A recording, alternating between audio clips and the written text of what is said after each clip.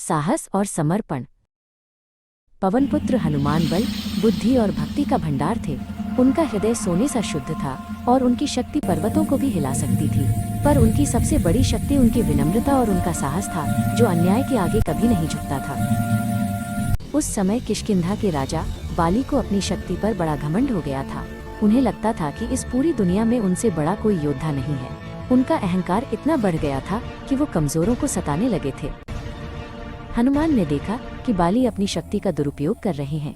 उन्होंने सोचा, बाली को ये सबक सिखाना होगा कि असली शक्ति बल में नहीं, बल्कि उसे सही जगह इस्तेमाल करने में है। एक दिन बाली अपनी दिनचर्या की पूजा के लिए निकले। बाली ने अपने पूजा स्थल पर जाने के लिए एक छोटा सा रास्ता चुना। जैसे ही उन्होंने आगे कदम बढ़ाया, उन्हें लगा जैसे कोई अदृश्य दीवार उन्हें रोक रही है। उन्होंने अपनी पूरी ताकत लगाई, पर वो 1 इंच भी हिल नहीं पाए। अंत में क्रोधित होकर बाली ने वापस लौटने का फैसला किया और दूसरा रास्ता लिया।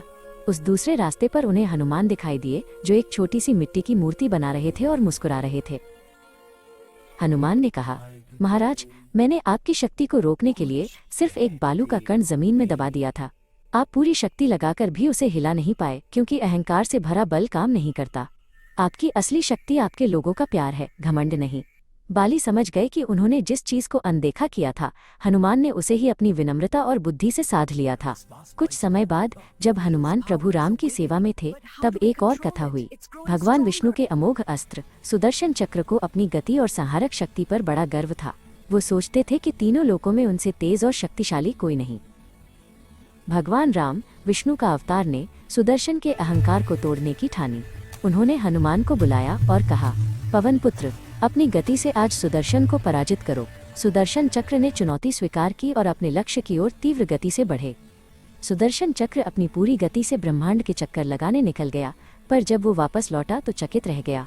उसने देखा कि हनुमान पहले से ही प्रभु राम के चरणों में बैठे हैं और उनका मुकुट प्रभु के चरणों में रखा हुआ है। सुदर्शन चक्र समझ गया कि वो कितनी भी तेज गति से यात्रा कर ले, हनुमान की भक्ति और समर्पण की गति से तेज कुछ भी नहीं हो सकता। हनुमान ने अपनी विनम्रता और अटूट भक्ति से दोनों को, बाली के बल के अहंकार को और सुदर्शन चक्र की गति के घमंड को, एक महान सबक सिखाया। असली शक्ति विनम्रता और निस्वार्थ सेवा में निहित है।